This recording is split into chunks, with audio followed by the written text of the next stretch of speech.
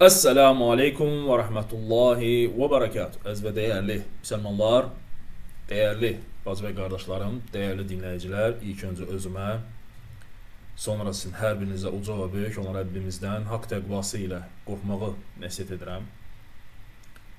Həqiqətən də uca və böyük olan Rəbbimiz mübarək kitabında buyurur ki, sizin ən hörmətliniz Allahın dərgahında Allahdan ən çox qorxanınızdır. Yəni, təqvalı olanınızdır. Uca və böyük olan Rəbbimizdən qorxmaq, Allah Taala'nın üzərimizdə olan əmrlərini yerinə yetirmək, nəyi ki bizlərə qadağan edibsə, nədən ki çəkinməyi əmr edibsə, o şeylərdən uzaq durmaqla bu sifəti qazanmaq olar, yəni təqvalı olmaq olar. Quran inkarçıları, din düşmənləri barəsində olan 79-cu videomuzdur. Hər zaman olduğu kimi paylaşmağı, bölüşməyi yaddan çıxarmayın dəyərli dinləyicilər. Nə qədər çox insanlar bu videolardan xəbərdar olarsa, bir o qədər də bu dırnaqarası videoda gördüyünüz şəxslərin, bu şarlatanların, bu dinsiz şünasların yalanlarından, hilələrindən agah olmuş və onların yalanlarını, hilələrini bilmiş və onları tanımış olarlar. Yəni mən əbəs yerə bu insanların din düşmənləri adlandırmıram. Yəni həqiqətən də bunlar məhz Türkiyədə bizdəki onlardan kopya eləyir, hamısını burada gəlir danışır.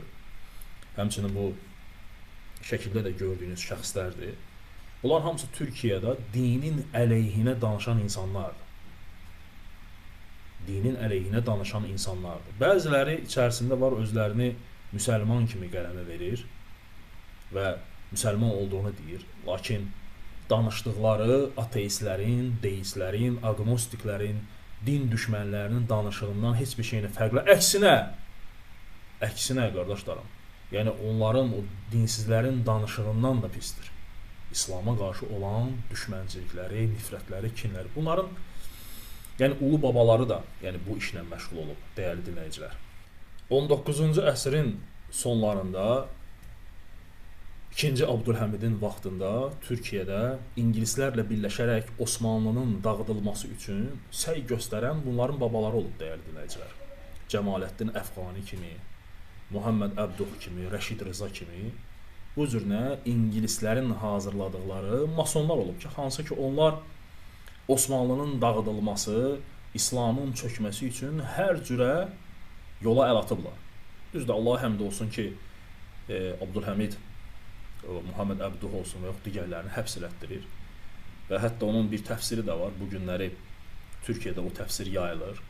Düzdür, özü yaşadığı müddətdə o təfsiri tamamlaya bilmir. Rəşid Rıza, onun tələbəsi, götürür həmin o təfsiri sona qədər tamamlayır. Yəni təfsir adlandırmaq olmaz onu. Allahın dininə qarşı mübarizə bir kitabıdır. Allah Taala'nın ayətlərini təfsir etmək üzrə Fil surəsi barəsində təfsirinə baxsaz deyir ki, Fil surəsində olan əbabil quşlara deyil. O deyir çiçək xəstəliyi idi ki, hansı ki Allah Taala orada çiçək xəstəliyini göndərmişdi. Ki onlar da həmin o fillər də o çiçək xəstəliyinə tutulurlar, ölürlər. Yəni bu cürünə xurafatlar və sonra deyir bunu bilirsiniz ki, Misirli riyaziyyat müəllimi olur, Rəşad Xələf adında birisi. O Quranda 19 kodunu tapan Amerikaya köçür, lakin orada sonradan öldürülür və bu cürünə onlar çalışıblar ki, Allah Subhanahu Taala'nın dininə qarşı mübarizə aparsınlar və İslamı nə etsinlər, gözdən salsınlar. Vallahi ki, bax bu şəkildə gördüyünüz şəxslər var. Mustafa İslamoğlu'dur, Caner Taslamandır, sonra o Cəlal Şəngördür, Şəngülümdür, bilmirəm nədirsə. Yəni vallahi ki, qardaşlarım, İndi aşağıdakı dinsiz imansızdır o Cəlal. Yuxarıdakılar özlərini İslama nisbət edirlər. Amma yuxarıdakıların danışdıqları küfür sözlər, İslama qarşı etdiyi çıxışlar, o aşağıdakının o dinsiz, o belə bizdə bir misal var, deyir ki, sənin dediklərinin yanında, yəni elə bir toya gedər də, yəni doğrudan toya gediləsi də onun yanında. Təsəvvür edin ki, bu insanları Türkiyə kimi dövlətdə ciddiyə alan yoxdur da bu insanları. Yəni bu günləri təsəvvür edin ki, gətirirlər belələrini, çıxardırlar efirlərə, elə də tərif edirlər ki, bey tərifi. Baxan deyir ki, görürsən, bunlar kimdir? Dinsiz, imansızlardır da bunlar. Bunların nəyini gətirib, çıxardıb, elə tərif edirsiniz, insanlara elə şəkildə sırıyırsınız ki, sanki böyük bir adam gəlir. Bunları heç biri Türkiyədə ciddiyə alan yoxdur bu insanları. Türkiyədə belə insanları ciddiyə alan yoxdur. dindarlar, orada olan dindarlar bunların əleyhinədir. Allah həmd olsun. Sadəcə bu günləri, yəni bizdə olan bu dinsiz şünas və bunun timsalında olanlar gətirirlər belələrini bizim məmləkətə və çalışırlar ki, içinə müsəlmanların ürəklərini belə şeylərlə dolansın. Amma məqsəd eynidir. Necə ki 19-cu əsrin sonlarında bunların babaları o Muhammed Abduh olsun, Camaləddin Əfqani kimi və s. kimi zındıqlar, masonlar olsun. Eyni ilə bunlar da eyni şeylər edirlər. Eyni ilə bunlar da eyni işləri, eyni məsələləri görürlər. İnşallah ki, bundan sonraki videolarımızda bir-iki dənə maraqlı məqamlara toxunacaq. Kadir Misiroğlu var Türkiyədə. Bu Mustafa İslamoğlu'nun və yaxud da Fəthullah Gülənin, yəni öncədən hətta onlar o Fəthullah Gülen ölməmişdən, onun barəsində bu söhbətlər çıxmamışdan qabaq onun haqqında çoxlu maraqlı söhbətləri var. İnşallah o videoları qoyacağam. Diqqətlə dinləyirsiniz. Sanki onlar barəsində danışdıqca mən elə düşünürdüm ki, elə bax bunun barəsində danışır. O bizdəki bu dinsiz şünas barəsində danışır. Çünki dedikləri kəlmələr, etdikləri əməllər, sözlər hamısı eynidir. Eyni məqsəd güdür. Allah Subhanahu taalaya dua edirəm ki, Allah dövlətimizi, məmləkətimizi belələrin şərrindən qorusun. Vallahi ki. Bu videomuzda isə qardaşlarım Adəmin deməli yaradılışı bilirsiniz ki, hər bir kəs, hər bir müsəlman bilir ki, Allah Subhanahu taala Qurani-Kərimdə Adəmi torpaqdan xəlq edib və bu, yəni hətta kiçik belə uşaqdan soruşsun belə, o da deyəcək ki, bəli, Adəm torpaqdan yaradılıb. Ondan sonra gələn nəsil isə, yəni biz bildiyimiz bir şeydən, yəni qadın və kişinin bir yerdə olmasından və s. əmələ gəlir insan. Amma Adəm ilk insan, hansı ki Allah Subhanahu taala onu torpaqdan yaradıb. Lakin bunlar iddia edirlər ki, Adəm yəni ilk insan deyil. Adəm torpaqdan yaradılmayıb və həmçində Adəmin də babası var. Yəni atası var, belə deyək.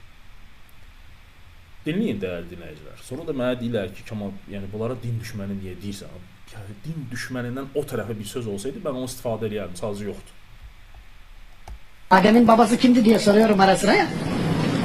Adem'in babası da mı var diyorlar. Var ya, Kur'an söylüyor. Yalancıya bak, bir Kur'an söylüyor. Allahu Ekber. İnsan suresinin 2. ayeti Adem'in babasının olduğunu söylüyor. Öyle ya, herhalde toprak değil. Toprak hepimizin babası. Bakınız, topraktan büyüyoruz. 3 kilo doğuyoruz, 70 kilo oluyoruz. Gerisi topraktan. Ama Adem'in babası var. Eşitdiniz dəyərli dinləyicilər. Deyir ki, Adəmin, yəni babası var. İndi dinləyin bizdəkinin sözlərini. Diqqətlə dinləyin dəyərli dinləyicilər. Bu günlərin qadın kişisiz uşaq dünyaya gətirə bildiyi halda kişi özü uşaq dünyaya gətirə bilirmi? Bir misal. Məsələn, bu günlərin Məryəm misalı var. Bu günlərin eyni zamanda Adəm misalı var. Adəmi bir dünyaya gətirən olub. Eşitdiniz də dəyərli dinləyicilər. Adəmi dünyaya gətirən olub. Yəni vallahi ki, qardaşlarım, Allah Subhanahu taala, yəni bunlar Quran oxuyurlar, bunlar Quranı bilirlər. Sadəcə insanları azdırmaq üçün bu cürə çıxışlar edirlər. Açıq aydın Qurani-Kərim, şeytan belə, qardaşlarım, şeytan belə bunlardan daha yaxşı bilir ki, Allah Subhanahu taala onu oddan xəlq edib. Adəmi isə torpaqdan. Necə ki Allah Subhanahu taala Sad surəsində bizlərə buyurur. Sad surəsində Allah Subhanahu taala Adəmin yaradılışından bəhs edir. Ki Allah Subhanahu taala Adəmi xəlq etdi və Allah Taala'nın xəlq etdiyi məxluqlara Allah Taala əmr edir ki, Adəmə səcdə etsinlər. Bir zaman sənin Rəbbin mələklərə belə demişdi: mən palçıqdan bir insan yaradacağam. Palçıqdan. Bu nə deyir? Adəmin deyir babası var. Yəni Adəmdən də qabaq. Deməli Adəm tək deyildi, Adəmdən öncə. Deməli əgər Adəmin babası varsa, deməli Adəmin atası varsa belə çıxır ki, o atasının da atası olmalıdır da. Yəni bu dərhal insanın ağlına gələn bir məsələdir də. Deməli onun da atasının atası var, onun da atasının atası var, onun da atası var. Hara getdi bu ata? Yəni bəs onun ana harda qaldı? Yəni ana harda qaldı?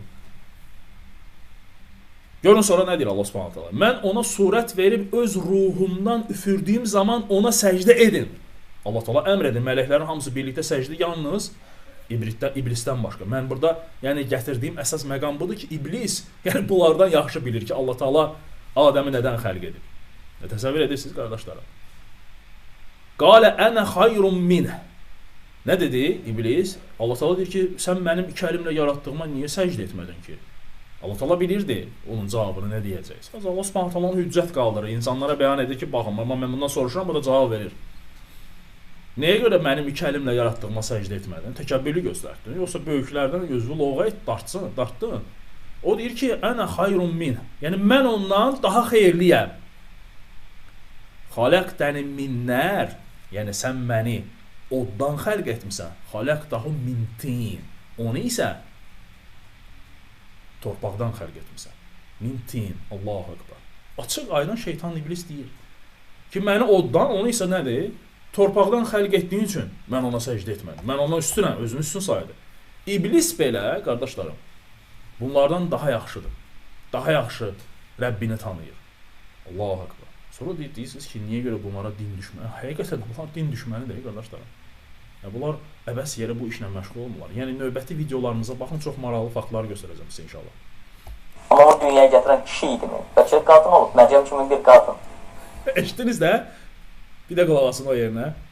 Adəmi deyir, Məryəm kimi bir qadın dünyaya gətirir. Eyni zamanda Adəm misalıdır. Adəmi bir dünyaya gətirən olub. Amma o dünyaya gətirən kişi idimi? Bəlkə qadın olub, Məryəm kimi bir qadın. İlk insan Adəm deyildi.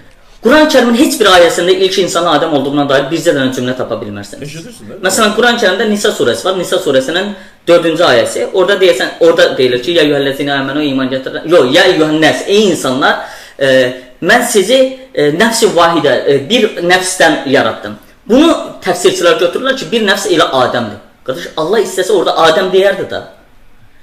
Bir nəfs nədir? Ey insanlar deyə müraciət ediləndə Adəmi insan sayırıqsa, deməli Adəmin də yaradıldığı həmin o nəfs vahidədir. Bu nədir? Yəni insanın yaradıldığı həmin o cövhərdir. İnsanın yaranması ilə bağlı Qurana baxdığımız zaman düzdür, bəziləri bunu belə qəbul edirlər ki, insan palçıqdan yaranır, sonra müxtəlif torpağın xüsusiyyətlərə malik sulu versiyası olan palçıq, sonra palçığın qurumuş versiyası və s. kimi belə bir ifadələr işlədirlər. Bundan yaradılmış kimi göstərirlər və sonra da ruhu üfürüləndən sonra canlanıb bizim kimi olduğunu düşünürlər. İndi diqqətlə qulaq asın, görün nə deyir. Allahın ayətlərinə də salır ha. Yəqin ki, bu cür fikirləşənlər və yaxud da bu cür yazanlar, o cür tərcümə eləyənlər fantastik çox kinolara baxıbdılar, yaxud da öz fantaziyalarını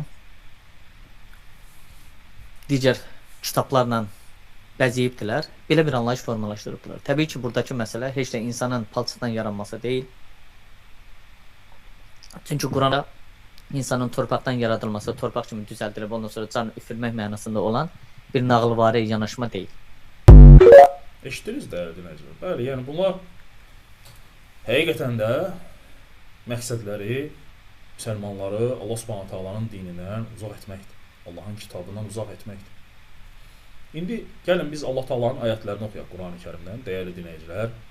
Yəni bilirsiniz, yəni bunlar o Yunan, Misir mifologiyası, Bhagavad Gita, yəni qatışdırırlar hamısını bir-birinə. Və Adəm əleyhissalamın yaradılışı barəsində Allah Subhanahu taala Qurani Kərimdə bir çox ayətlərdə bizə xəbər verib, qardaşlarım.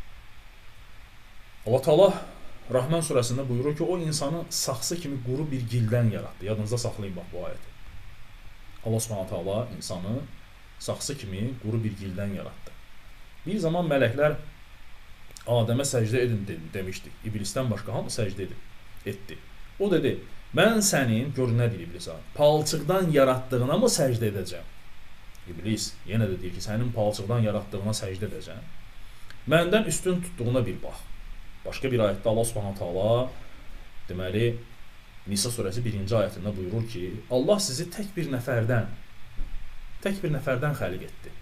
Sonra onun özündən, baxın, açıq aydın ayətlərdə Allah Subhanahu taala buyurur ki, Allah Taala sizi tək bir nəfərdən yaratdı.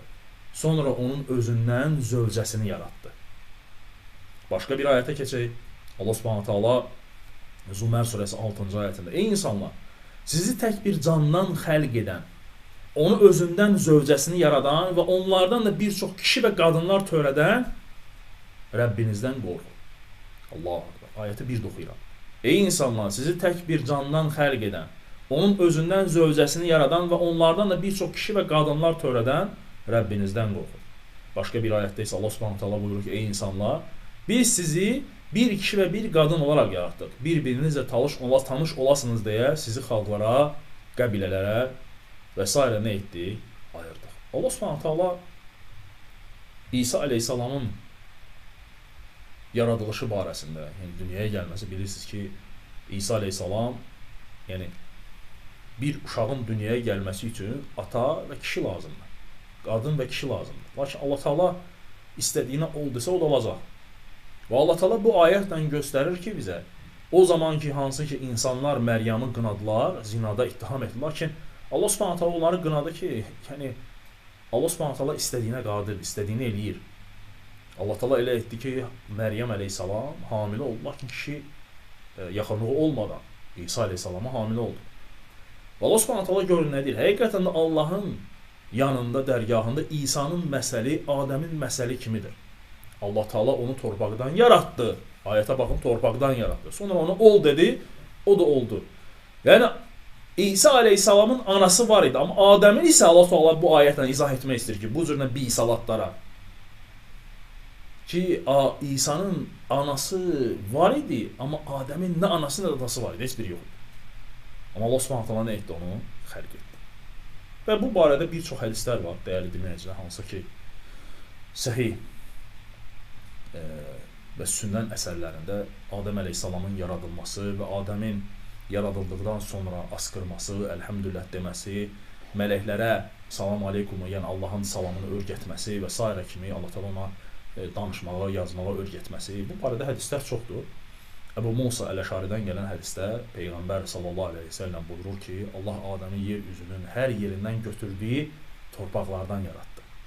Adəm övladları bu torpaqların rənginə görə törədilər, fərqləndilər. Bəziləri ağ, qırmızı, qara və s. rənglərə bulaşdılar. Bəziləri isə pis, sevincə, kədərli, yaxud orta olan xasiyyətləri nə etdilər? Həmin o torpaqlara uyğun olaraq, o bölgələrə uyğun olaraq o insanlar nə etdilər? Xasiyyət götürdülər. Sonda mən burada Mustafa İslamoğlu'nun atası barəsində bir videonu qoyacağam. Diqqətlə dinləyin, qardaşlarım. Görün, atası Mustafa İslamoğlu haqqında nələr deyir, nələr danışır. Misalı var. Adəmi bir dünyaya gətirən birkaç gün evveldi, akşam namazı yakın. Nur gibi de bir adam. Hayrola bu saatte seni getiren. Ben Almanya'da öğretmenlik yapıyorum. Bu saçımla, sakalımla. Oğlum Mustafa'nın da arkadaşıyım. Bak, Mustafa'yı şeytanın kadar sevmiyorum. Mustafa'nı diyor, şeytanın kadar sevmiyorum diyor. Təsəvvür edin ki, bu insanlar, qardaşlarım, Mustafa İslamoğlu olsun, Caner Taslaman olsun, o Cəlal Şəngör olsun və s. olsun, digərləri Edib Yüksəl olsun. Bu mən əvvəldə adlarını çəkdim. Muhammed Abduh, Cəmaləddin Əfqani, Rəşid Rəza, hamısını tərif edirlər bana. Amma Türkiyədə bir dənə dindar görməzsiniz ki, o mason düşmənlərini kimsə tərifləsin, İngilis düşmənlərini kimsə, hamısı onları pisləyir. Bunlar isə onları tərifləyirlər, qardaşlar. Bu da atası Mustafa haqqında dediyi sözlər. Diqqətlə bir də dinləyin, qardaşlarım, görün nələr deyəcək Mustafa. Hanım da arkadaşıyım. Təsəvvür edin, belələrini gətirib burada təbliğ edirlər. Alim, professor, ay nə bilim nə. Ciddi yalan yok diyorlar Türkiye'de. Bak, Mustafa'yı şeytanın kadar sevmiyorum. Dünyaya hesap dağıtıyor. Hümeyni'nin birinci adamı. Eşittiniz? Hümeyni'nin birinci adamıdır diyor. Allah dua edelim de yaşı 55 oldu. Mustafa İslamoğlu'nun yaşı da 55. Torun toylak sahibi oldu. Ama İran kapalı. Hümeyni kapalı. Evinin her tarafı İranlıların kitabıyla dolu. O yüzden babasıyla da görüşemez. Görüşemez. Cenab-ı Hak hidayet. Dua edelim hocam, dua edelim. Eşittiniz değerli dinleyiciler. Allah subhanahu teala dua edirəm ki, Allah Teala dövlətimizi, məmləkətimizi, müsəlmanları belələrinin şərrindən qulaq asıb qorusun. Paylaşmağı, bölüşməyi yaddan çıxarmayın.